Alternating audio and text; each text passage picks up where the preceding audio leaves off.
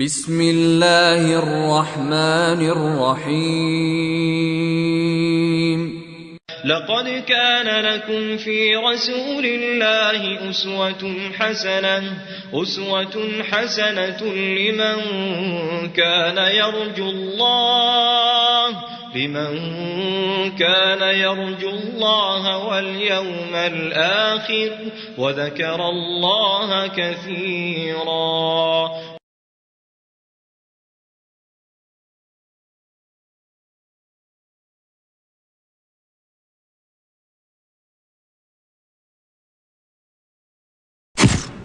الحمد لله رب العالمين والصلاة والسلام على أشرف الأنبياء وسيد المرسلين نبينا وحبيبنا محمد وعلى آله وصحبه أجمعين، أما بعد، فسبحانك اللهم لا علم لنا إلا ما علمتنا إنك أنت العليم الحكيم. اللهم علمنا ما ينفعنا وانفعنا بما علمتنا وزدنا علما نافعا وعملا صالحا يا رب العالمين. اللهم أرنا الحق حقا وارزقنا اتباعه وأرنا الباطل باطلا وارزقنا اجتنابه. اللهم ارزقنا حب نبيك، اللهم ارزقنا حب نبيك والسير على نهجه وسنته وطريقته. اللهم أحنا مسلمين وأمتنا مؤمنين وألحقنا بصالح عبادك المؤمنين. ساری تعریفیں اللہ رب العالمین کے لیے ہیں اور مکمل ترین پورے طور پر درود و سلام اس ذات مقدسہ مبارکہ پر جن کو اللہ رب العزت نے اس دنیا میں رحمت للعالمین بنا کر بھیجا. واجب الاحترام بھائیوں، محترم ساتھیوں، ہماری ماؤں اور بہنوں اور عزیز بچوں، سابقہ درس میں ہجرت حبشہ اولا کا ذکر آیا اور اس سے پہلے یہ وجوہات کیا تھے اس کا بھی ذکر آیا. پھر ایسے ہی مشرکین کا مسلمانوں کے ساتھ سجدہ کرنے کا ذکر آیا. پھر ایسے ہی دوسرے ہجرت حبشہ کا ذکر آیا کہ 82 یا 83 مرد اور 18 عورتوں نے دوسرے ہجرت حبشہ میں ہجرت کیا اور یہ سبھی کے سب حبشہ پہنچ گئے. اس مرتبہ مکہ کے مشرکین غضب و غیظ میں آئے اور نہایت ہی غصہ ان کا چڑھ گیا، اور اس بار ان کی پوری کوشش تھی کہ ان تمام مسلمانوں کو دوبارہ واپس کیا جائے مکہ اور پھر زیادہ سے زیادہ تکلیفیں اذیتیں دی جائیں تاکہ وہ کفر کے طرف پلٹ آئیں. تو انہوں نے اپنے 2 نمائندے کو بھیجا، عمرو ابن العاص اور عبداللہ ابن ابی ربیعہ. مسند امام احمد کی یہ روایت ہے. ایسے ہی ابن اسحاق نے بھی اپنی کتاب السیرہ میں یہ روایت نقل کی ہے یا روایت ذکر کی ہے، جس کا خلاصہ یہ ہے کہ عمرو بن العاص اور عبداللہ ابن ابی ربیعہ یہ وہاں پہنچے اور یہ ایک سوچے سمجھے منصوبے کے مطابق سب سے پہلے انہوں نے جا کر پادریوں سے ملاقاتیں کی اور انہوں نے اپنا مقصد آنے کا ذکر کیا اور انہوں نے تحفے تحائف دیے. انہوں نے موافقت ظاہر کر دی کہ ان کے ساتھ رہیں گے اور اس طرح ان کی مدد کریں گے. دوسرا مرحلہ ان کا تھا پادریوں کو مطمئن کر لینے کے بعد اور ان کو اپنے ساتھ کر لینے کے بعد تحفے تحائف دے کر اور اپنی بات سنا کر دوسرا قدم انہوں نے اٹھایا اور ڈائریکٹ النجاشی جو ملک حبشہ کا بادشاہ تھا اس سے انہوں نے ملاقات کی اور اس کے مجلس میں داخل ہوئے اور پھر انہوں نے اپنا مقصد ذکر کیا اور کہا کہ بادشاہ سلامت، ہمارے ملک سے ناسمجھ نوجوان آپ کے ملک میں آئے ہیں، انہوں نے اپنا دین چھوڑ دیا اور آپ کے دین میں بھی داخل نہیں ہوئے.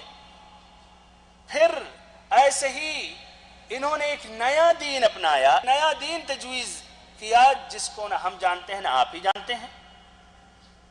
اور ہمارے ملک کے جو اشراف ہیں، یعنی ان کے والدین، ان کے چچا، ان کے کنبے اور قبیلے کے لوگوں نے ہمیں بھیجا ہے تاکہ آپ سے ہم گزارش کریں اور آپ ان کو ان کے ملک کو واپس کر دیں. اور ہم لوگ ان کے گھر والے، ان کے کنبے قبیلے، ان لوگوں پر اونچی نظر رکھتے ہیں اور ان سے اچھی واقفیت رکھتے ہیں، اور ایسے ہی ان کی خامی اور خرابی کو بھی اچھی طرح سمجھتے ہیں. اس کے بعد وہ پادریوں نے بھی ہاں ملائی، انہوں نے بھی موافقت ظاہر کی اور انہوں نے بھی کہا یہ بات ان کی صحیح ہے، ایسا ہی کیا جائے، ایسا ہی کرنا چاہیے، ان کو ان کے وطن کو واپس کر دینا چاہیے. لیکن النجاشی جس طرح کی ایک نہایت ہی منصف بادشاہ تھا، حق پسند کرنے والا بادشاہ تھا، اس نے جلدی نہیں کی اور اس نے احتیاط برتی اور سوچا کہ دونوں فریقوں کی بات سننے کے بعد ہی حقیقت واضح ہوگی.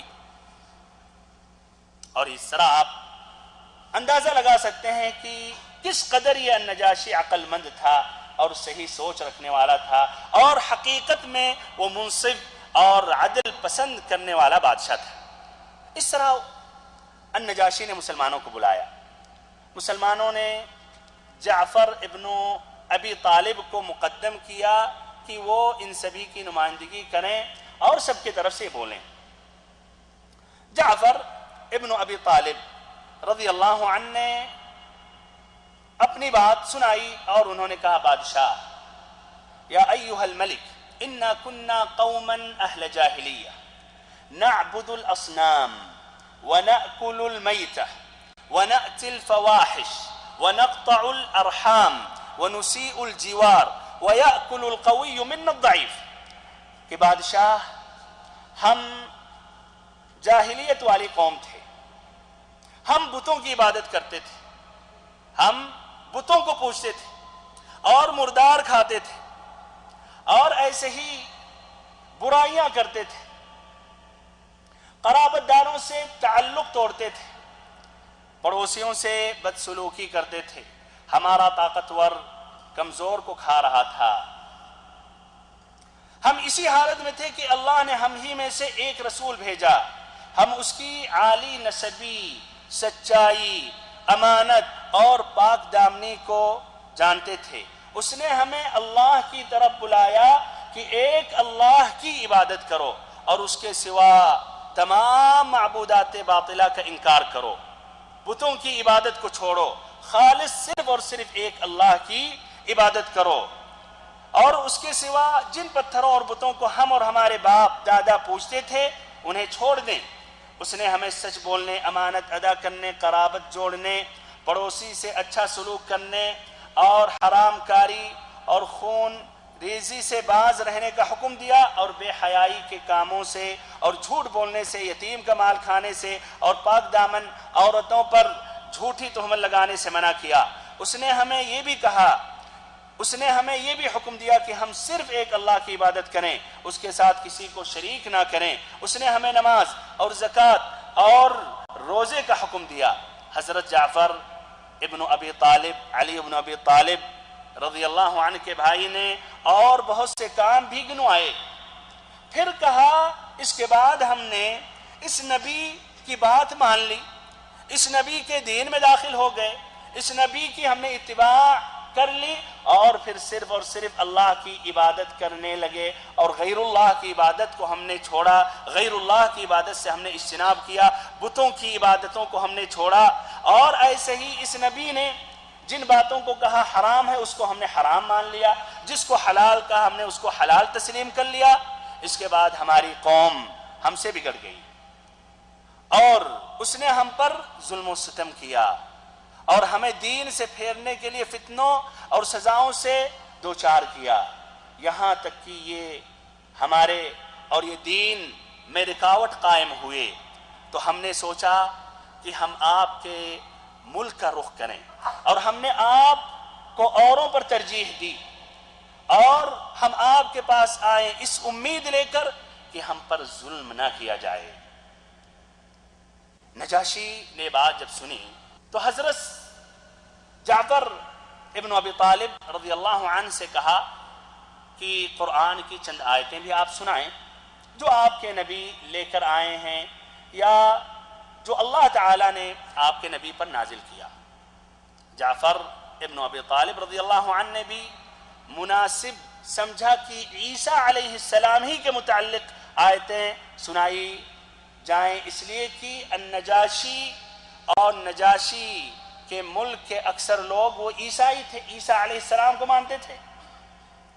تو انہوں نے شروع کیا سورت مریم کی تلاوت کی، کافہا یا عین صاد ذکر رحمت ربک عبدہ زکریا اذ نادى ربه نداء خفيا قال رب إني وهن العظم مني واشتعل الرأس شيبا ولم أكن بدعائك رب شقيا۔ پھر اس کے بعد یہ زکریا کا واقعہ تھا اور یحییٰ علیہ السلام، اس کے بعد پھر اللہ تعالیٰ نے مریم علیہ السلام کا واقعہ ذکر کیا۔ وَاذْكُرْ فِي الْكِتَابِ مَرْيَمَ إِذِ انتَبَذَتْ مِنْ أَهْلِهَا مَكَانًا شَرْقِيًّا فَاتَّخَذَتْ مِنْ دُونِهِمْ حِجَابًا فَأَرْسَلْنَا إِلَيْهَا رُوحَنَا فتمثل لها بشرا سويا قالت إني أعوذ بالرحمن منك إن كنت تقيا قال إنما أنا رسول ربك ليهب لك غلاما زكيا قالت أنى يكون لي غلام ولم يمسسني بشر ولم أك بغيا۔ پھر یہ واقعہ اللہ تعالیٰ ذکر کرتا رہا یہاں تک کہ بات آئی کہ عیسیٰ علیہ السلام پیدا ہوئے اور مریم علیہ السلام عیسیٰ علیہ السلام کو گود میں لے کر اپنی قوم میں داخل ہوئیں۔ تو انہوں نے کہا فأتت به قومها تحمله قالوا يا مريم لقد جئت شيئا فريا يا أخت هارون ما كان أبوك امرأ سوء وما كانت أمك بغيا فأشارت إليه قالوا كيف نكلم من كان في المهد صبيا قال إني عبد الله آتاني الكتاب وجعلني نبيا وجعلني مباركا أينما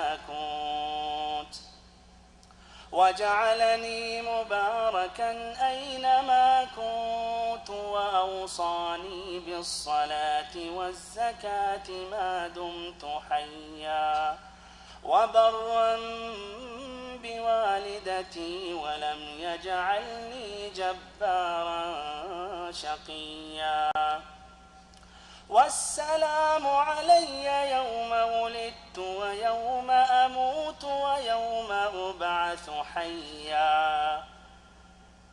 اس پر نجاشی اس قدر رویا کہ اس کی داڑھی تر ہو گئی اور وہ پادری تمام پادری بھی اس قدر روئے کہ ان کے صحیفے تر ہو گئے۔ پھر نجاشی نے کہا یہ کلام اور وہ کلام جو حضرت عیسیٰ علیہ السلام لے کر آئے تھے دونوں ایک طاق شمع سے نکلے ہوئے ہیں۔ اس کے بعد قریش کے دونوں نمائندوں کو مخاطب کر کے کہا تم لوگ چلے جاؤ، تم لوگ یہاں سے چلے جاؤ، ان تمام مسلمانوں کو ہم تمہارے حوالے نہیں کر سکتے اور نہ ان کے خلاف کوئی چال چلی جا سکتی ہے۔ پریشان ہو کر عبداللہ ابن ابی ربیعہ عمرو بن عاص وہاں سے خارج ہوئے۔ پھر انہوں نے ایک نئی تجویز سوچی۔ دوسرے دن حضرت عمرو بن العاص ایک خطرناک تدبیر لے کر پہنچے نجاشی کے پاس۔ پھر انہوں نے کہا کہ بادشاہ، یہ لوگ عیسیٰ علیہ السلام کے بارے میں ایک بڑی بات کہتے ہیں۔ دوبارہ نجاشی نے جعفر ابن ابی طالب رضی اللہ عنہ کو بلایا اور پھر کہا کہ تم لوگوں کا کیا خیال اور کیا عقیدہ ہے حضرت عیسیٰ علیہ السلام کے بارے میں؟ تو انہوں نے کہا ہم وہی کہتے ہیں جو اللہ کے نبی نے ہمیں سکھلایا، یا جو نبی صلی اللہ علیہ وسلم لے کر آئے ہیں، کہ وہ اللہ کے رسول، اللہ کے بندے، اللہ کی روح اور اس کا وہ کلمہ ہے جسے اللہ نے کنواری اور پاک دامن مریم علیہ السلام کی طرف القاء کیا تھا۔ اس کے بعد نجاشی نے زمین سے ایک تنکا اٹھایا، پھر کہا اللہ کی قسم جو کچھ تم نے کہا ہے اس سے حضرت عیسیٰ علیہ السلام اس تنکے کے برابر، اس سے بڑھ کر نہ تھے۔ پھر کہا جاؤ تم لوگ میرے قلمرو میں امن و امان سے رہو، جاؤ تم لوگ ہماری بادشاہت میں امن و امان سے رہو، جو تمہیں گالی دے گا اس پر تاوان لگایا جائے گا، جو تم لوگوں کو گالی دے گا، برا بھلا کہے گا، اس پر تاوان لگایا جائے گا۔ مجھے سونے کا پہاڑ ملے تو بھی گوارا نہیں کہ تم میں سے کسی کو ستاؤں۔ اگر ہمیں سونا کا پہاڑ بھی دے دے اس کے بدلے میں کہ ہم آپ کو ستائیں، آپ لوگوں میں سے کسی کو تکلیف ہم دیں، تو ہمارے لیے یہ پسند نہیں ہے، قبول نہیں ہے۔ جاؤ تم آزاد ہو ہمارے وطن میں، اور تمہیں کوئی بھی تکلیف یا کوئی بھی اذیت نہیں دے سکتا۔ پھر اس کے بعد النجاشی نے ان دونوں کو کہا نکالا جائے، ان کے تحفے تحائف بھی واپس کیے جائیں اور ان کو ادھر سے باہر کیا جائے۔ اس طرح وہ دونوں منہ لٹکاتے ہوئے انہوں نے دیار حبشہ کو چھوڑا اور مکہ واپس چلے گئے، اور وہ جو تھے مسلمان وہ نہایت ہی امن و سکون کے ساتھ وہ حبشہ میں وہ اس طرح زندگی گزارتے رہے اور اللہ تعالیٰ کی عبادت کرتے رہے۔ یہ بھائیو، یہ مسلمان حبشہ میں رہے یہاں تک کہ مسلمانوں نے مدینہ کی طرف ہجرت کی۔ جب مسلمانوں نے مدینہ کی طرف ہجرت کی تو ان میں سے 33 مرد اور 8 عورتیں حبشہ چھوڑ کر یہ بھی مدینہ پہنچ گئے، اور باقی جو صحابہ اور صحابیات تھے وہ بھائیو سن 7 ہجری میں جب نبی صلی اللہ علیہ وسلم غزوہ خیبر سے فارغ ہوئے اور ابھی خیبر ہی میں تھے، تب جعفر ابن ابی طالب رضی اللہ عنہ کی معیت میں وہاں پہنچے۔ ادھر بھائیو ایک بات بہت ہی مہم ہے، وہ النجاشی کے متعلق۔ یہ نجاشی نے کیا اسلام قبول کیا تھا یا نہیں؟ کیا مسلمان ہوا تھا یا نہیں؟ کیا رائے بھائیو؟ النجاشی مسلمان ہوا تھا یا کافر ہی تھا، عیسائی تھا اور اسی پر اس کی موت واقع ہوئی؟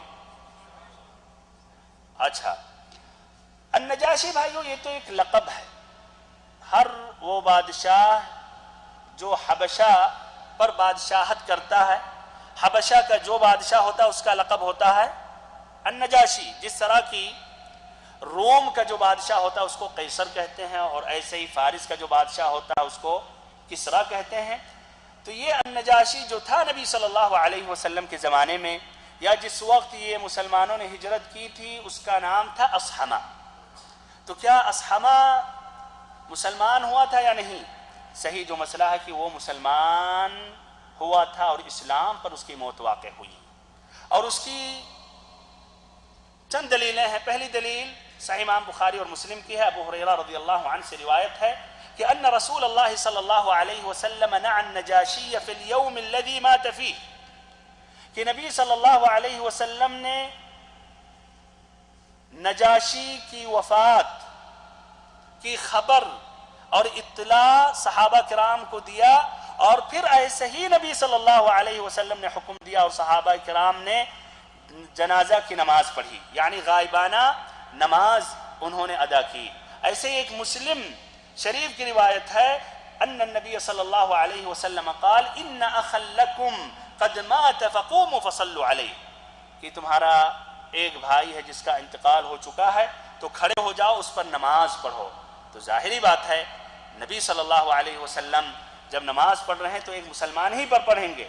مشرک یا کافر یا منافق پر نماز جنازہ پڑھنا حرام اور ناجائز ہے. وَلَا تُصَلِّ عَلَىٰ أَحَدٍ مِّنْهُمْ مَاتَ أَبَدًا وَلَا تَقُمْ عَلَىٰ قَبْرِهِ.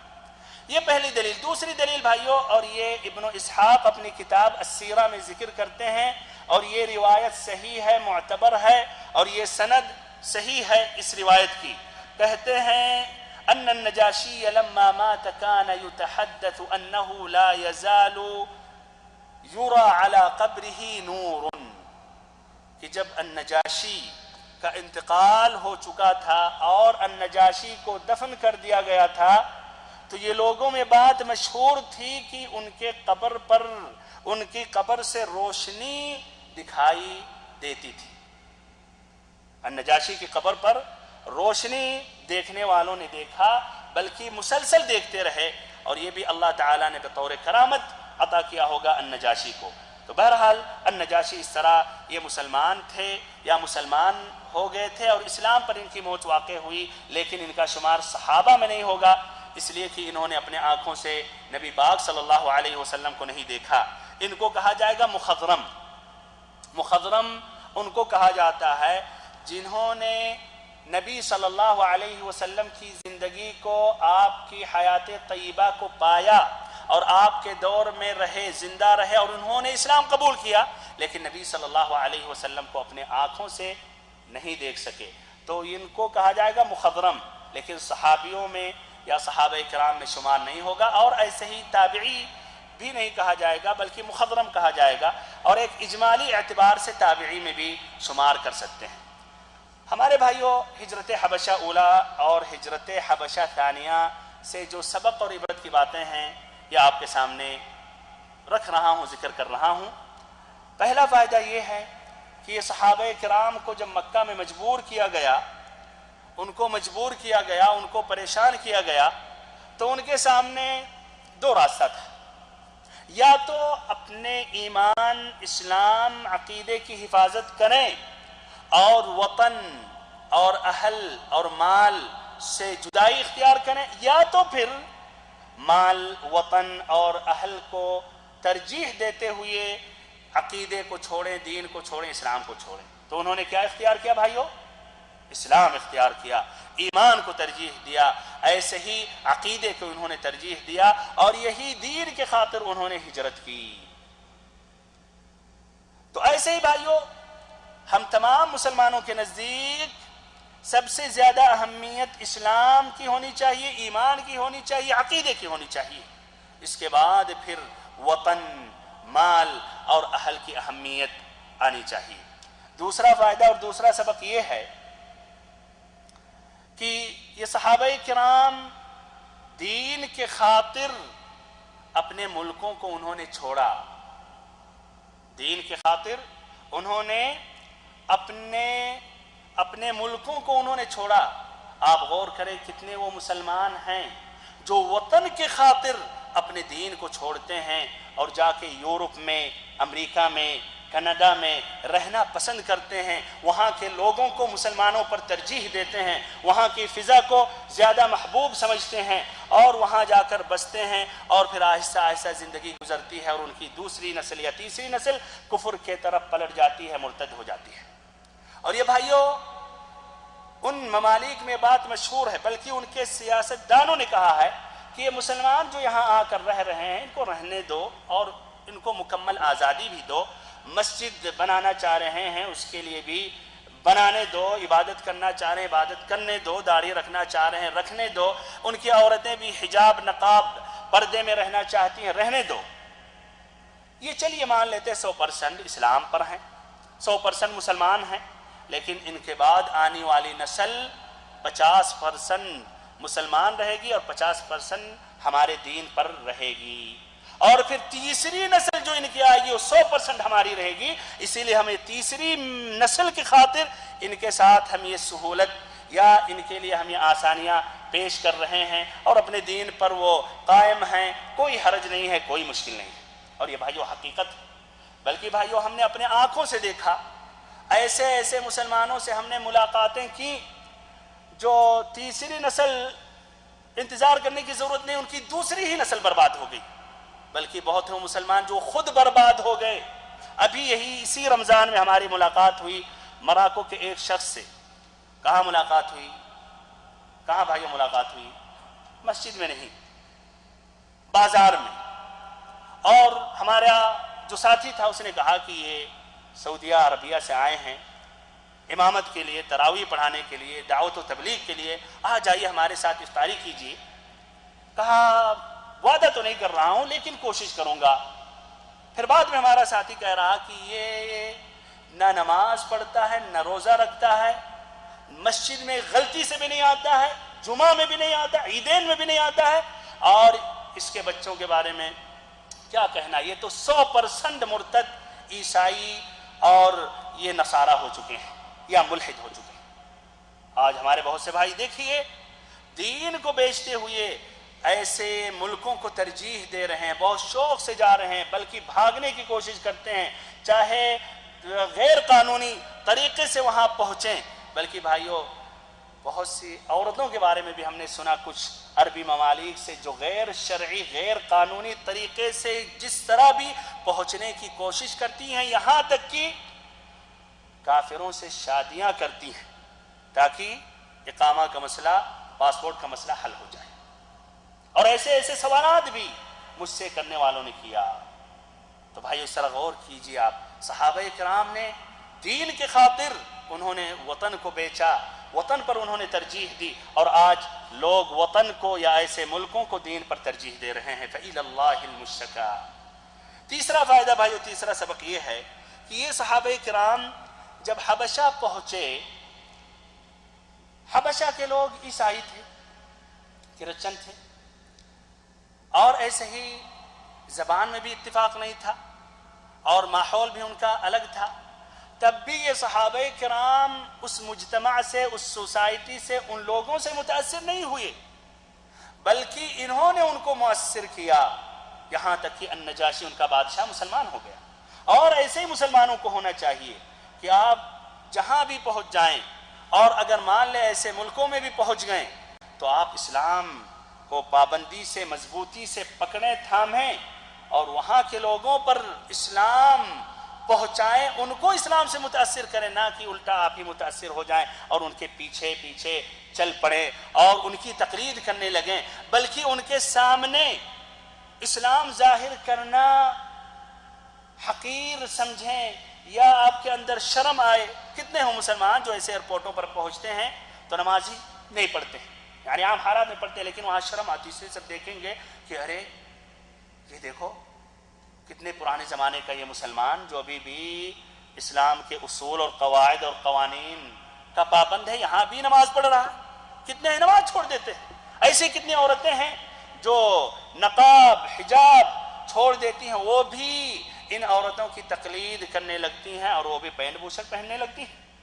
تو ہمارے بھائیوں، ایک مسلمان کو اسلام کو مضبوطی سے پکڑنا چاہیے، فخر کرنا چاہیے، اور دوسروں کو متاثر کرنا چاہیے، دوسروں کو اسلام کی طرف مائل کرنا چاہیے، دوسروں کو اسلام کی طرف راغب کرنا چاہیے، نہ کہ الٹا آپ ہی اس کی طرف مائل ہو جائیں۔ آج دیکھیے وہ مسلمان جو ہندوستان میں ہیں وہ ہندوؤں سے متاثر ہو گئے ہیں، دین میں، عقیدے میں، شادی نکاح میں، معاملات میں۔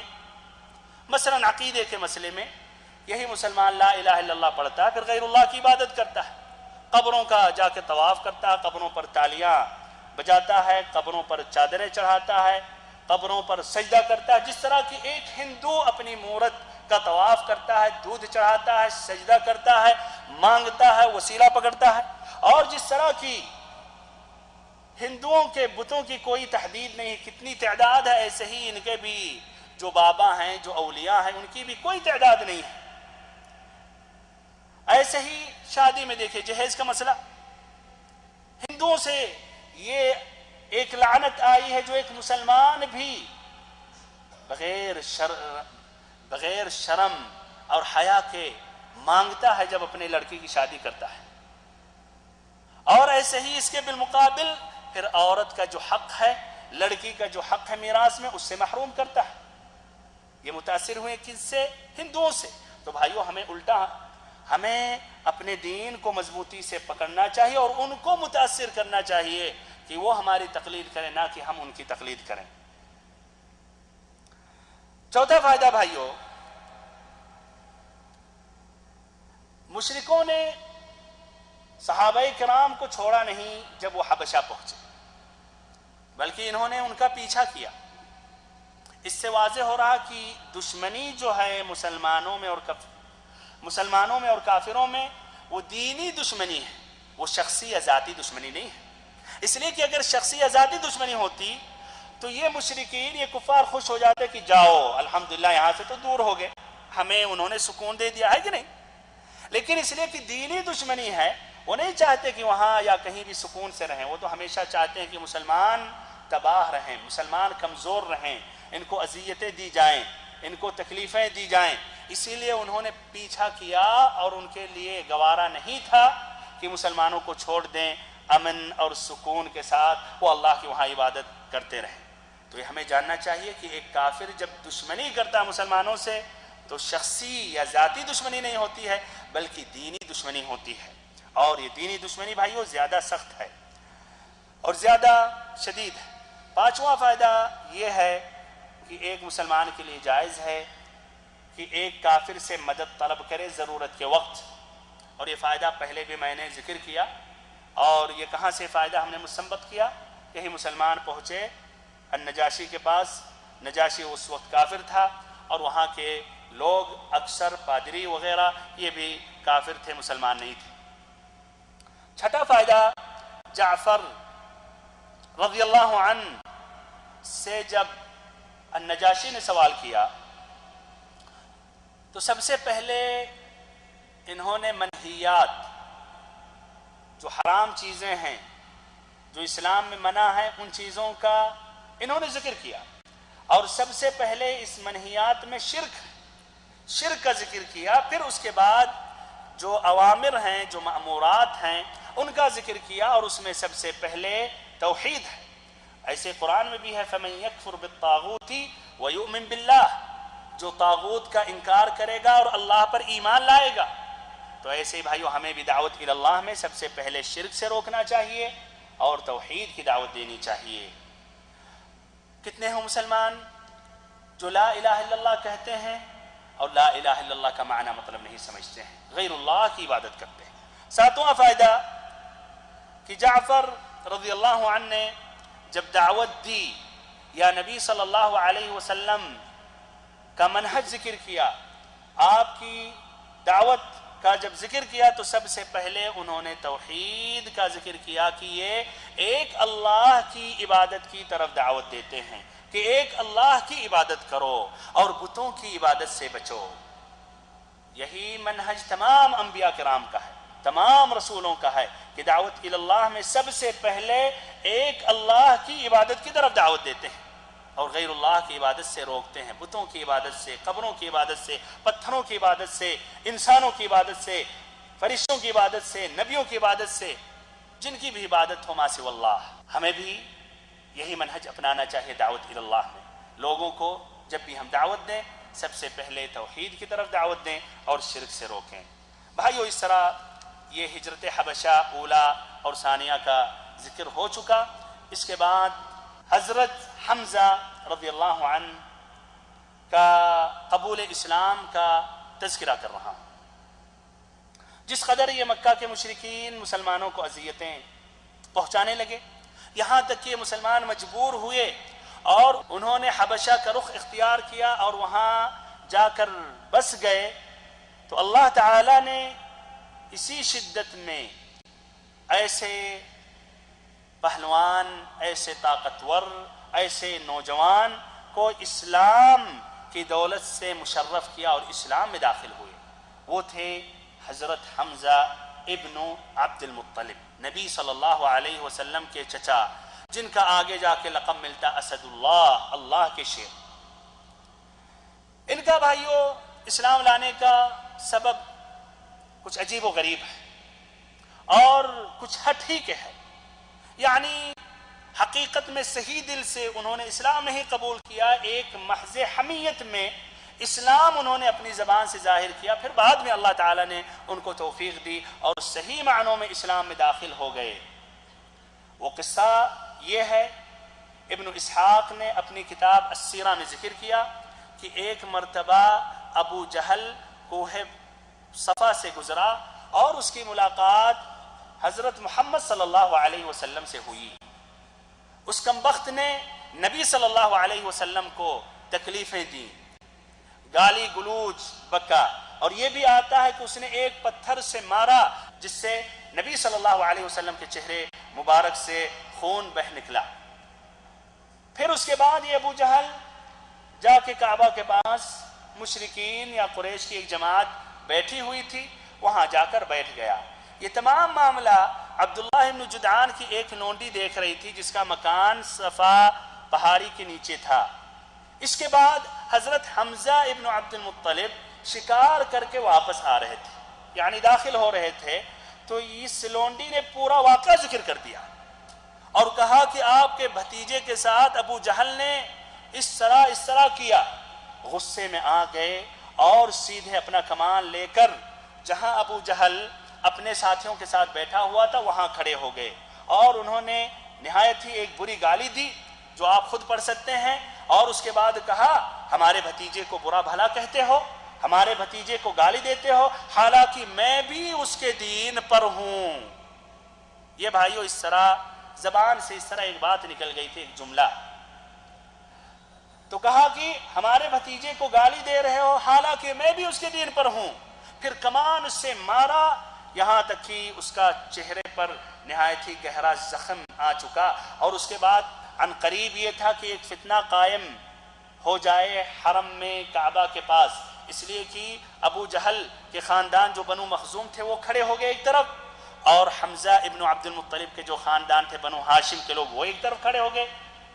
ابو جہل بھی ہوشیار عقل مند تھا، اس نے بہتر سمجھا کہ اس معاملے کو ٹھنڈا کیا جائے، اور اس نے یہ کہا کہ ابو عمارہ کو، حمزہ ابن عبد المطلب کو چھوڑو، حقیقت میں ہم نے ان کے بھتیجے کو بری گالی دی ہے۔ اس طرح معاملہ وہ ٹھنڈا ہو گیا۔ اور جہاں تک رہی بات حمزہ ابن عبد المطلب کی، تو یہ غالباً انہوں نے محض حمیت کی وجہ سے، رشتہ داری کی وجہ سے، قرابت داری کی وجہ سے، کہ یہ نبی صلی اللہ علیہ وسلم جو بھی ہوں وہ ان کے بھتیجے ہیں، عبداللہ کے بیٹے ہیں، اور عبداللہ ان کا بھائی ہے، اور عبداللہ اور حمزہ عبد المطلب کے صاحبزادے تھے۔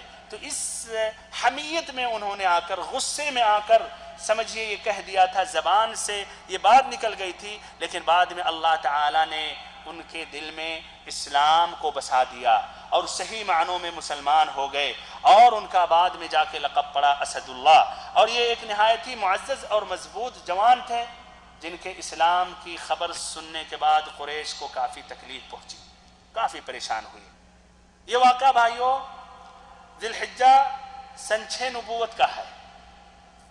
اسی 3 دن کے بعد ابھی ان کا زخم بھائیو مکمل ٹھیک نہیں ہوا کہ ایک اس سے بھی نہایت ہی دردناک یا سمجھیے افسوسناک واقعہ پیش ہوا، اور قریش پر نہایت ہی گراں گزری۔ یہ بات نہایت ہی گراں گزری، سمجھیے ایک نہایت ہی زبردست ایک مار لگی ان پر۔ وہ واقعہ یہ تھا کہ حضرت عمر ابن الخطاب رضی اللہ عنہ بھی اسلام سے مشرف ہو گئے، اسلام میں داخل ہو گئے، اور انہوں نے اشہد ان لا الہ الا اللہ اشہد ان محمدن رسول اللہ پڑھ لیا۔ یہ واقعہ سننے کے بعد پورے مشرکین پریشان ہو گئے، اور یہ عمر بن الخطاب کے بارے میں کسی کا یہ توقع نہ تھا کہ یہ کبھی مسلمان ہوں گے، جو نہایت ہی شدید تھے مسلمانوں پر، ان کے اندر مسلمانوں کے لیے ادنا انسانیت نہ تھی، تکلیف پہنچانے میں، اذیت پہنچانے میں سب سے آگے رہتے تھے، یہاں تک کہ انہی کے بہنوئی حضرت سعید ابن زید ابن عمر ابن نفیل رضی اللہ عنہ جو فاطمہ بنت الخطاب کے شوہر تھے، کہتے ہیں واللہ لقد رأیتنی وإن عمر لموثقی علی الاسلام قبل ان یسلم، کہ عمر رضی اللہ عنہ ہمیں اسلام قبول کرنے سے پہلے باندھے رہتے تھے، یہ بخاری کی روایت ہے. ایک اور روایت میں ہے لو رأيتني موثقي عمر على الاسلام انا واخته وما اسلم، کہ ہمیں بھی اور اپنے بہن فاطمہ کو اسلام لانے کی وجہ سے باندھے رہتے تھے، ستون میں گھر میں باندھے رہتے تھے. دیکھیے شدت. لیکن بھائیو یہ شدت کے ساتھ ساتھ اندر ایک رقت، ایک شفقت، ایک نہایت ہی رحم دل بھی تھا، جو صحیح الفطرہ، جو فطرت ہے بھائیو. اور ہر انسان فطرت پر پیدا ہوتا ہے، لیکن غلط تربیت کی وجہ سے، غلط ماحول ملنے کی وجہ سے وہ بدمعاش ہو جاتا ہے، کافر ہو جاتا ہے، یہودی ہو جاتا ہے، مجوسی ہو جاتا ہے. جس طرح کی حدیث میں ما من مولود یولد الا علی الفطرہ فابواہ یہودانہ او ینصرانہ او یمجسانہ. تو یہ بھائیو یہ فطرت بھی کبھی کبھی ابھرتی رہتی تھی، لیکن پھر جاہلیت کے رسوم، آباء و اجداد کی تقلید، اور ایسے ہی قریش کے لوگوں کا جو راستہ، جو دین تھا، اس کو پھر ترجیح دے دیتے تھے.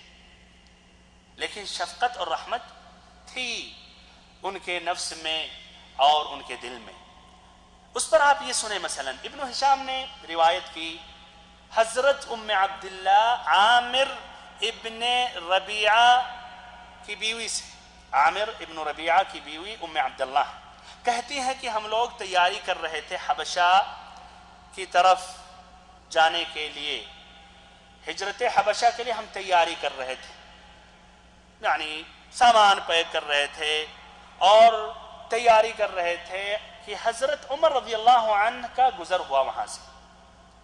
اس وقت کہہ رہی ہیں کہ عامر بن ربیعہ ہمارے شوہر گھر میں موجود نہیں تھے، کسی کام کی وجہ سے باہر نکلے ہوئے تھے. عمر رضی اللہ عنہ نے جب دیکھا تو سمجھ گئے کہ تیاری ہم کر رہے ہیں، تو انہوں نے پوچھا کہ ام عبداللہ آپ کیا کر رہی ہیں؟ تو کہا کہ تم لوگوں نے جو ہمیں تکلیفیں دیں، اذیتیں پہنچائیں، اور سکون کے ساتھ ہمیں اللہ کی عبادت کرنے سے تم لوگوں نے روکا، اسی لیے ہم اللہ کے خاطر ہم دوسری زمین ڈھونڈ رہے ہیں، وہاں جا کے ہم اللہ کی عبادت کرنا چاہ رہے ہیں. تو کہتی ہیں اس پر عمر رضی اللہ عنہ نے نہایت ہی مشفقانہ انداز میں کہنے لگے صحبکم اللہ یا ام عبداللہ، کہ اللہ تمہارے ساتھ ہو اے ام عبداللہ. اور پھر ان کے انداز سے انہوں نے محسوس کیا، ام عبداللہ نے، کہ ان کے اندر ایک رحمت، ایک شفقت، ایک رقت طاری ہو گئی، اور وہ بھی تعجب میں پڑ گئی. اور یہ عمر بن الخطاب رضی اللہ عنہ کہہ کے چلے گئے. پھر عامر بن ربیعہ ان کے شوہر جب پہنچے تو انہوں نے یہ تعجب ظاہر کیا اور کہا کہ کاش آپ عمر بن الخطاب کو ابھی آپ دیکھتے. نہایت ہی مشفقانہ انداز میں انہوں نے کہا کہ اللہ تمہارے ساتھ ہو. تو کہنے لگے اطمعتی فی اسلامہ واللہ لا یسلم الذی رأیتہ حتی یسلم حمار الخطاب، کہ کیا تم اس لالچ میں آ گئی کہ وہ شخص اسلام قبول کرے گا؟ کبھی بھی نہیں ہو سکتا. وہ شخص اسلام قبول نہیں کر سکتا، وہ شخص اسلام میں داخل نہیں ہو سکتا. ہاں الخطاب کا گدھا اسلام قبول کر سکتا، لیکن الخطاب کا عمر اسلام میں داخل نہیں ہو سکتا. سبحان اللہ، یہاں تک کہ مسلمانوں مایوس سے کہ یہ مسلمان نہیں ہو سکتا یہ شخص. سبحان اللہ. لیکن نبی صلی اللہ علیہ وسلم اللہ کی رحمت سے مایوس نہ تھے، اللہ پر اچھی امید رکھتے تھے. ترمذی کی روایت ہے، یہ صحیح روایت ہے، ابن عمر رضی اللہ عنہ سے مروی ہے. آپ صلی اللہ علیہ وسلم کہتے تھے اللہم اعز الاسلام باحب هذین الرجلین الیک بعمر ابن الخطاب او بأبی جہل وکان احبهما الیہ عمر بن الخطاب، کہ اے اللہ یہ دونوں آدمیوں میں سے، عمر بن الخطاب یا ابو جہل میں سے کوئی دونوں میں سے ایک کو اسلام میں داخل کر کے اسلام کو قوت اور مضبوطی عطا فرما. اور نبی صلی اللہ علیہ وسلم کو زیادہ پسند عمر بن الخطاب رضی اللہ عنہ تھے. ان کا جو واقعہ بھائیوں مشہور ہے، اور اس کی روایت امام احمد ابن حنبل نے اپنی کتاب فضائل الصحابہ میں کیا ہے، اور ایسے ہی ابن سعد نے بھی یہ روایت کی ہے، یا ایک دوسری روایت کی ہے جو روایت مشہور ہے کہ ایک مرتبہ عمر رضی اللہ عنہ غصے میں آ کر اپنی تلوار لے کر نکلے کس کی تلاش میں؟ محمد صلی اللہ علیہ وسلم کی تلاش میں۔ راستے میں ایک مسلمان سے ان کی ملاقات ہو گئی۔ وہ مسلمان صحابی کو احساس ہوا، ان کے آنکھوں سے خطرہ محسوس ہوا کہ یہ تلوار جو لے کر غصے میں جا رہے ہیں ان کا مقصد محمد صلی اللہ علیہ وسلم ہے۔ تو پوچھ بیٹھے کہ اے عمر، کہاں کا ارادہ ہے، کہاں جا رہے ہیں؟ کہا کہ اس شخص کے پاس جس نے ہمارے اندر افتراق اور اختلاف پیدا کر دیا۔ کہا کہ اچھا، یہ جرأت تو آپ کر رہے ہیں، مارنے کی پلان بنا رہے ہیں، لیکن یہ بھی آپ نے سوچا کہ بنو ہاشم نبی صلی اللہ علیہ وسلم کے خاندان اور بنو زہرہ آپ صلی اللہ علیہ وسلم کے والدہ کے خاندان آپ کو چھوڑ دیں گے قتل کرنے کے بعد، آزاد کر دیں گے؟ آپ ایسے ہی منمانی آزادی کے ساتھ پھرتے چلتے رہیں گے؟ کہا کہ ہمیں اس کی کوئی پرواہ نہیں ہے، لیکن غالباً ہمیں یہ محسوس ہو رہا کہ تم بھی بے دین ہو گئے ہو۔ تو انہوں نے کہا کہ اس سے بھی زیادہ تعجب کی بات بتاؤں، آپ کے بہنوئی، آپ کی بہن بھی مسلمان ہو گئے ہیں۔ اس پر ان کا خون کھولا اور غصے میں نبی صلی اللہ علیہ وسلم کی طرف جانے کے بجائے رخ انہوں نے بدلا اور سیدھے اپنے بہنوئی کے پاس پہنچے۔ جب وہاں پہنچے تو خباب بن الارد رضی اللہ عنہ سورۃ طٰہٰ کی آیتیں جو صحیفے میں لکھی ہوئی تھیں وہ سنا رہے تھے، پڑھا رہے تھے۔ انہوں نے دور سے آواز سنی۔ اس کے بعد ان لوگوں نے بھی حضرت عمر کی آہٹ سنی تو وہ گھر کے اندر چھپ گئے۔ حضرت خباب اندر چھپ گئے اور ایسے ہی ان کی بہن نے صحیفہ چھپا دیا۔ غصے ہی میں تھے عمر رضی اللہ عنہ نے ڈائریکٹ کہا کہ ابھی میں نے کچھ بھنبھناہٹ سنی ہے، کچھ آواز سنی ہے۔ وہ کیسی آواز تھی؟ انہوں نے کہا کوئی ایسی بات نہیں تھی، آپس میں ہم بات چیت کر رہے تھے۔ کہا نہیں، کچھ اور بات ہے، اور غالباً تم دونوں بے دین ہو گئے ہو۔ اور اس پر غصے میں آ کر انہوں نے، جب ان کے بہنوئی نے یہ کہا کہ اچھا یہ بتاؤ عمر کہ اگر حق تمہارے دین کے علاوہ دوسرے دین میں ہو تو، غصے میں آ کر ان کے اوپر چڑھ گئے اور نہایت ہی برے طرح انہوں نے اس کو کچل دیا، نہایت ہی برے طرح انہوں نے کچل دیا۔ اس پر ان کی بہن فاطمہ آئی چھڑانے کے لیے، ان کو بھی ایک تھپڑ زور سے دیا عمر رضی اللہ عنہ، جس سے ان کا گال سرخ ہو گیا اور وہ بھی رو پڑی۔ لیکن وہ بھی ضد میں آ کر کہنے لگی اچھا عمر یہ بتاؤ، اگر حق تمہارے دین میں نہیں ہے، کسی اور دین میں ہے، تمہارے دین میں یہ حق نہیں ہے، تمہارا دین باطل ہے، تو کیا کر سکتے ہو؟ پھر کہنے لگی اشہد ان لا الہ الا اللہ و اشہد ان محمدا رسول اللہ، میں گواہی دیتی ہوں کہ اللہ تعالیٰ کے سوا کوئی بھی معبود برحق نہیں ہے اور محمد اللہ کے رسول ہیں۔ اس کے بعد عمر رضی اللہ عنہ کو مایوسی و ندامت ہوئی اور انہیں شرم آئی، اور پھر سے وہی رقت کی بات جو بھی آئی تھی بھائیو، رقت طاری ہوئی، اور پھر کہنے لگے اچھا تو ہمیں بھی وہ کلام سناؤ جو تم سن رہے تھے۔ فاطمہ رضی اللہ عنہا نے کہا نہیں، آپ مشرک ہیں، آپ نجس ہیں، پہلے جائیے غسل کیجئے، پھر ہم یہ اللہ کا کلام آپ کو ہم دیں گے۔ انہوں نے ایسا ہی کیا، غسل کیا، پھر صحیفہ ان کے ہاتھوں میں تھمایا گیا، انہوں نے پڑھا بسم اللہ الرحمن الرحیم، کہا یہ تو نہایت ہی پاکیزہ نام ہے، الرحمن الرحیم۔ پھر پڑھتے ہیں طٰہٰ ما انزلنا علیک القرآن لتشقى الا تذکرة لمن یخشى تنزیلا ممن خلق الارض والسماوات العلی الرحمن على العرش استوى له ما في السماوات وما في الأرض وما بينهما وما تحت الثرى۔ پڑھتے گئے یہاں تک کہ پہنچے اننی انا اللہ اننی انا اللہ لا الہ الا انا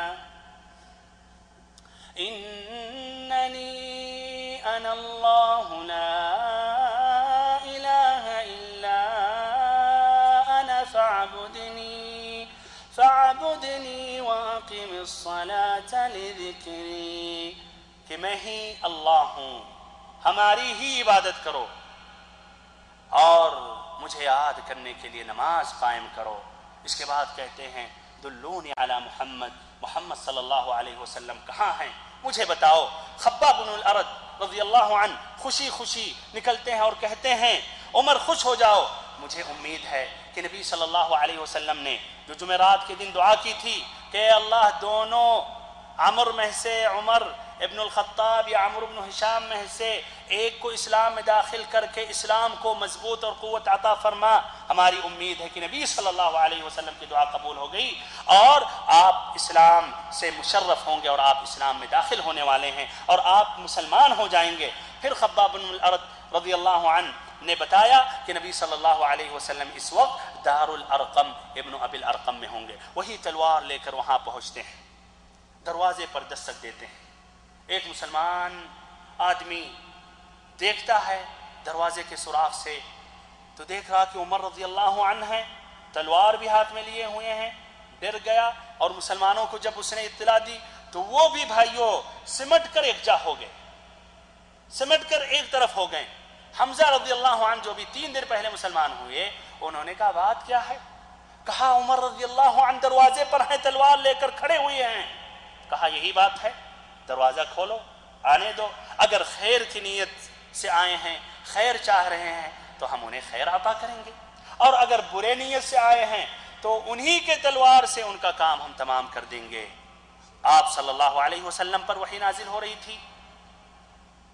پھر دروازہ کھولا گیا اور پھر آپ صلی اللہ علیہ وسلم نے عمر کا کپڑا پکڑ کر سختی سے جھٹکتے ہوئے آپ نے فرمایا کہ اما آن لک یا عمر ان تسلم، کہ اے عمر ابھی وہ وقت نہیں آیا کہ اب مسلمان ہو جاؤ، کیا انتظار کر رہے ہو ویسے ہی ذلت و رسوائی، اور ایسے ہی ذلت و رسوائی جو اللہ تعالیٰ نے ولید بن مغیرہ پر نازل فرمایا تھا۔ پھر کہا کہ اے اللہ ھذا عمر اللہم اعز الاسلام بعمر بن الخطاب، کہ اے اللہ یہ عمر ہیں، اے اللہ اسلام کو عمر بن الخطاب کے ذریعے مضبوط عطا فرما۔ اس پر عمر بن الخطاب رضی اللہ عنہ کہنے لگے اشہد ان لا الہ الا اللہ و اشہد ان محمدن رسول اللہ۔ اس کے بعد مسلمانوں نے ایک ساتھ تکبیر اللہ اکبر کہا، یہاں تک کہ بھائیوں مسجد حرام والوں کو سنائی دی یہ تکبیر، زور سے انہوں نے التکبیر اللہ اکبر کہا کہ جو حرم میں بیٹھے ہوئے تھے مسجد حرام میں، انہوں نے تکبیر کی آواز سنی۔ یہ عمر بن الخطاب رضی اللہ عنہ کہ جو اسلام کے بارے میں یہ واقعہ ہے، ابھی میں نے کہا کہ یہ روایت امام احمد بن حنبل نے اپنی کتاب فضائل الصحابہ میں کیا ہے، لیکن بھائیوں سند کے اعتبار سے اس میں انقطاع ہے۔ ایسے ہی ایک دوسری روایت ہے جو ابن سعد نے کی ہے، اور اس سند میں القاسم ابن عثمان البصری ہیں جو بھائیوں ضعیف ہیں، تو سند کے اعتبار سے یہ روایت ثابت نہیں ہے۔ لیکن جس طرح کی دکتور اکرم ضیاء العمری نے کہا کہ کوئی ضروری نہیں ہے کہ اگر کوئی واقعہ سند کے اعتبار سے، حدیث کے قواعد و ضوابط کے اعتبار سے صحیح نہیں ہے تو یقیناً یا تاریخی اعتبار سے بھی وہ چیز ایک دم واقع ہی نہیں ہوا یا ایک دم باطل ہے، یعنی ممکن ہے کہ وہ صحیح بھی ہے لیکن سند کے اعتبار سے اس میں کلام ہے۔ بہرحال جو بھی ہے، عمر رضی اللہ عنہ نے اسلام قبول کیا، اور بھائیوں جب انہوں نے اسلام قبول کیا تو مشرکین کا رد عمل کیا تھا، سنیں چند واقعات۔ انہوں نے جب اسلام قبول کیا تو ابو جہل جو سب سے زیادہ دشمن تھا نبی صلی اللہ علیہ وسلم کا اور مسلمانوں کا، اس کے گھر پر پہنچے، دروازے پر پہنچے، انہوں نے دستک دی۔ ابو جہل نے جب دیکھا تو پہچان گئے تو عمر بن الخطاب ہیں جو ہمارے ساتھ مشترک ہیں مسلمانوں کو تکلیف پہنچانے میں، تو کہتے اہلاً و سہلاً، خوش آمدید، آپ کا کیسے آنا ہوا؟ تو کہا میں اس لیے آیا ہوں یہ بتانے کے لیے، آپ سے یہ کہنے کے لیے کہ میں مسلمان ہو گیا ہوں۔ یہ سننے کے بعد غصے میں ابو جہل نے حضرت عمر کے رخ پر دروازہ بند کر لیا اور کہا اللہ تیرا برا کرے اور جو کچھ تو لے کر آیا اس کا بھی برا کرے۔ دیکھیے یہی ابو جہل اسلام قبول کرنے کے بعد ہمت نہیں کر سکا کہ آپ کا مقابلہ کرے، لیکن دیکھیے یہی جو دوست تھا اسلام قبول کرنے کے بعد فوراً دشمن ہو گیا۔ اس کے بعد حضرت عمر اپنے ماموں عاصی ابن ہاشم کے پاس گئے اور اسے بتلایا تو وہ گھر کے اندر گھس گیا۔ ایسے ہی ابن اسحاق کی ایک روایت ہے اور یہ صحیح سند ہے یا کہیے حسن روایت ہے، عبداللہ ابن عمر رضی اللہ عنہما سے روایت کرتے ہیں، عمر بن الخطاب رضی اللہ عنہ کے صاحبزادے عبداللہ کہتے ہیں کہ جب عمر بن الخطاب رضی اللہ عنہ نے اسلام قبول کیا تو عمر نے سوال کیا کہ قریش میں سب سے زیادہ ممتاز آدمی کون ہے بات نقل کرنے میں؟ ہوتے ہیں کچھ ایسے لوگ جو ان سے کوئی بات بچتی نہیں ہے، ان کو کوئی بات کہہ دے تو ماشاءاللہ گھنٹوں میں پورے ایریے میں وہ بات پھیل جائے گی۔ تو ایسی کچھ کوئی ضروری بات ہے، کوئی پیغام پہنچانا چاہ رہے ہیں، کوئی میسج دینا چاہ رہے ہیں تو ایسے لوگوں سے آپ رابطہ قائم کریں، بس کہہ دیں انشاءاللہ وہ نہ میسج کرنے کی ضرورت پڑے گی، نہ میسج کا خرچہ جائے گا، نہ موبائل کا خرچہ، فوراً وہ بات پھیل جائے گی، پہنچ جائے گی۔ تو انہوں نے عبداللہ ابن عمر کہتے ہیں کہ عمر نے سوال کیا ایسے ہی کہ قریش میں سب سے ممتاز آدمی کون ہے جو بات نقل کرنے میں ماہر ہے، مشہور ہے، ممتاز ہے؟ تو بتایا گیا، لوگوں نے کہا کہ ایک شخص ہے جس کا نام جمیل ابن معمر الجمحی ہے۔ عمر رضی اللہ عنہ اس کے پاس پہنچتے ہیں اور جمیل سے کہتے ہیں، اے جمیل، کیا آپ جانتے ہیں یا نہیں؟ کہا کیا، کون سی بات؟ میں مسلمان ہو چکا ہوں۔ اچھا مسلمان ہو گئے؟ فوراً دوڑا وہاں سے بھاگا اور مسجد حرام کے پاس چیخ لگائی اور کہا کہ لوگوں سنو، عمر ابن الخطاب بے دین ہو گیا۔ پیچھے عمر رضی اللہ عنہ کہہ رہے ہیں کہ نہیں، بے دین نہیں بلکہ میں مسلمان ہو گیا ہوں۔ اس پر لوگ جمع ہو گئے، عمر رضی اللہ عنہ پر ٹوٹ پڑے، مارنے لگے۔ عمر رضی اللہ عنہ بھی اکیلے لڑتے رہے یہاں تک کہ آپ تھک گئے۔ پھر اس کے بعد مشرکین غصے میں آ کر جمع ہوئے اور عمر رضی اللہ عنہ کے گھر کے طرف پہنچے یا جانے کا انہوں نے ارادہ کیا، اور ان کی کوشش تھی کہ عمر رضی اللہ عنہ کو قتل کیا جائے۔ لیکن عاص ابن وائل السہمی یہ سہمی خاندان کے تھے، اور عمر رضی اللہ عنہ بنی عدوی خاندان کے تھے، اور بنو سہم اور بنو عدی میں اتفاق تھا۔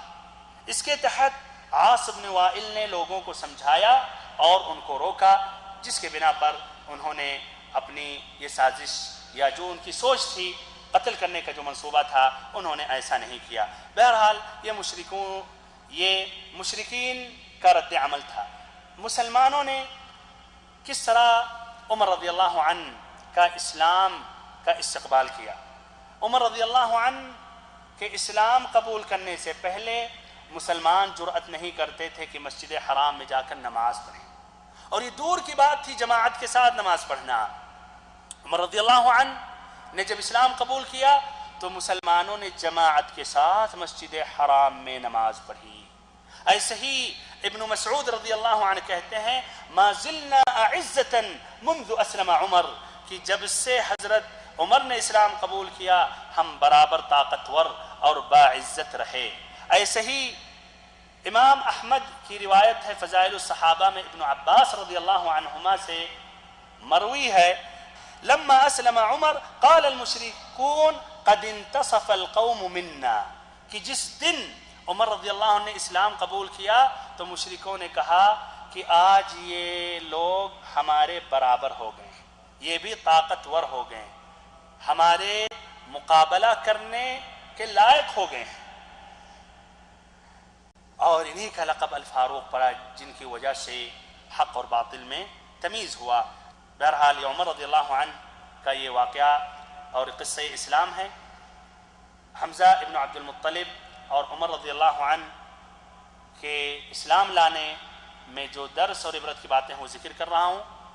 پہلا فائدہ یہ ہے کہ اللہ رب العزت کا یہ فضل اور کرم ہے مسلمانوں پر، اسلام پر، کہ بیچ بیچ میں درمیان میں کچھ غیر مسلمانوں کو، کچھ طاقتور اور ایسے ہی کچھ اچھی سوچ، کچھ عقل مند، ایسے ہی بڑے بڑے لوگ، سیاستدان، ڈاکٹر، پادری وغیرہ وغیرہ اسلام قبول کرتے ہیں، جس کے ذریعے اللہ تعالی مسلمانوں کو اور اسلام کو قوت پہنچاتا ہے۔ اس لیے ہم بیچ بیچ میں سنتے رہتے ہیں بڑے بڑے لوگ، سیاستداں، بڑے بڑے عقل مند، بڑے بڑے اہل علم اسلام میں داخل ہوتے ہیں۔ دوسرا فائدہ بھائیو یہ ہے کہ دعات اللہ کو چاہیے کہ دعوت اللہ کو تمام لوگوں تک پہنچائیں اور عام لوگوں کو بھی دعوت دیں، غریب تک بھی یہ اسلام کو پہنچائیں۔ ایسے ہی جو بڑے بڑے لوگ ہیں ان کا بھی خاص خیال کریں۔ کیوں؟ اس لیے کہ یہ جو بڑے لوگ ہیں، سمجھیے تاجر ہیں، ایسے ہی سمجھیے اونچا مقام رکھتے ہیں اس سوسائٹی میں، اس شہر میں، اس ملک میں، یہ لوگ جب اسلام قبول کرتے ہیں تو ان سے کافی گہرا اثر ہوتا ہے اور اس سے مسلمانوں کو اسلام کو مزید مضبوطی اور قوت پہنچتی ہے۔ اللہ تعالیٰ نے قرآن مجید میں ذکر کیا کافروں کے بارے میں، یوم تقلب وجوہہم فی النار یقولون یا لیتنا اطعنا اللہ واطعنا الرسول وقالوا ربنا انا اطعنا سادتنا وکبراءنا فاضلونا السبیل۔ اس دن ان کے چہرے آگ میں الٹ پلٹ کیے جائیں گے۔ کن کا؟ کن کے چہرے؟ مشرکین کا۔ کہیں گے کہ کاش ہم اللہ اور اس کی رسول کی اطاعت کرتے۔ پھر وہ یہ کہیں گے کہ اے اللہ، اے رب، ہم نے اپنے بڑوں کی، اپنے سرداروں کی اطاعت کی جنہوں نے ہمیں گمراہ کیا۔ تو بھائیو، بڑے لوگوں کے گمراہ ہونے کی وجہ سے رعایا، عام لوگ گمراہ ہو جاتے ہیں۔ تو ایسے ہی اگر وہ بھی راہ حق پر آ جائیں، وہ بھی صحیح منہج اسلام قبول کر لیں، تو ان کے ذریعے عام لوگ اور رعایا بھی صحیح راستے پر اور اسلام پر آ جائیں گے، اسلام میں داخل ہو جائیں گے، صحیح دعوت کو قبول کر لیں گے۔ اس طرح صحیح دعوت کو، اسلام کو قوت اور مضبوطی پہنچے گی۔ اللہ تعالیٰ سے آخری میں ہم دعا کرتے ہیں کہ اللہ تعالیٰ ہم سبھی کو دین کا صحیح سمجھ عطا کرے، ہم سبھی کو نبی پاک صلی اللہ علیہ وسلم کی سیرت مبارکہ، سیرت مطہرہ مکمل طور پر پڑھنے کی توفیق دے، سننے کی توفیق دے، سمجھنے کی توفیق دے، اور اس میں جو عبرت ہیں اور جو سبق ہیں اللہ تعالیٰ ہم سبھی کو عمل کرنے کی توفیق دے۔ وصلی اللہ وسلم وبارک علی عبدک ورسولک محمد۔